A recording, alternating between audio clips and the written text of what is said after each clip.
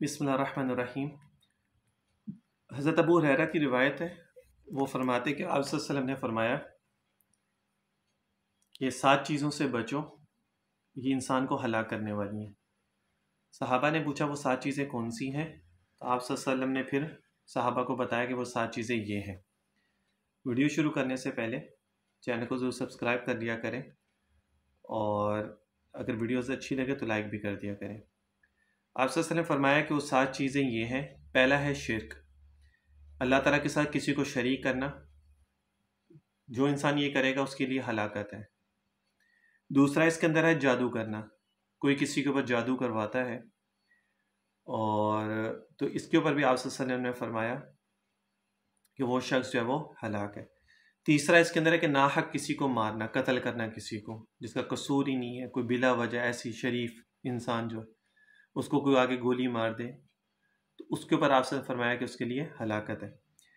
चौथा नंबर है सूद का, जो इंसान सूद खाता है वो किसी भी ज़रिए से है, चाहे वो बैंक के ज़रिए से है, चाहे वो किसी को माल पैसे दे के उससे प्रॉफिट खा रहा है, चाहे वो किसी से लेन देन में कर रहा है, चाहे वो कोई भी सूरत बनती है जो भी सूद की है जो भी ये करता है तो उसके लिए हलाकत है। उसके बाद है यतीम का माल खाना, कि किसी के माँ बाप अगर दुनिया में नहीं है, वो अकेला है, उसकी जायदाद वगैरह है तो लोग उसको संभालने के बजाय उसका माल खा रहे हैं बैठ के और उसको नहीं दे रहे हैं, तो ऐसे लोगों के लिए भी हलाकत है। उसके बाद है जहाद से भागना, कि इंसान जहाद पे गया और फिर वहाँ से भाग गया, उसने जहाद नहीं किया अल्लाह ताला के रास्ते में, तो उसके लिए भी हलाकत है। ये जहाद वाली जो सूरत है, अगर कोई बहुत ज़्यादा मजबूरी हो गई या कुछ ऐसा है तो शायद इसमें कोई सूरत हो कि इंसान जो है वापस आ सकता है इजाज़त ले के अमीर से या कोई भी है। तो वैसे अगर कोई भाग के आ गया तो फिर उसके लिए हलाकत है।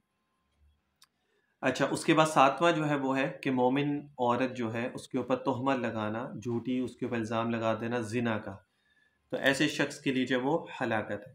ये 7 चीज़ें ऐसी हैं कि जो इंसान करेगा उसके लिए हलाकत है, जिसमें से शिर्क, जो कम इल्म लोग होते हैं जिनको दीन के बारे में पता नहीं है वो अल्लाह के साथ शरीक ठहरा देते हैं।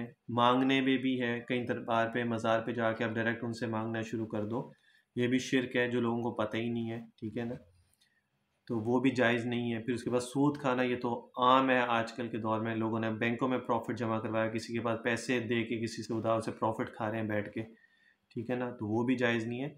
हर चीज़ कोई भी अमल करें उससे पहले उसका मसला पूछ लें कि मैं ये अमल करने लगूँ, ये इसकी सूरत क्या बनती है, आया चीज़ जायज़ है या नाजायज़ है, या इसकी सूरत क्या है, किसी मुफ्ती से किसी आलिम से, फिर उसके बाद वो अमल करें। हमारा मसला ये होता है हम करने के बाद पूछते मैंने ये कर लिया अब मैं क्या करूँ।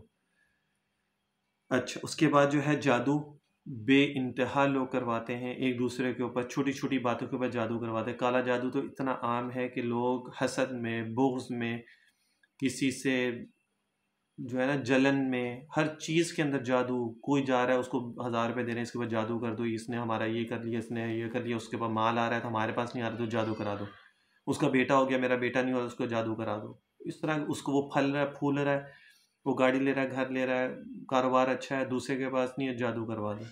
इतनी जलन लोगों के पास है कि जिसकी हद नहीं।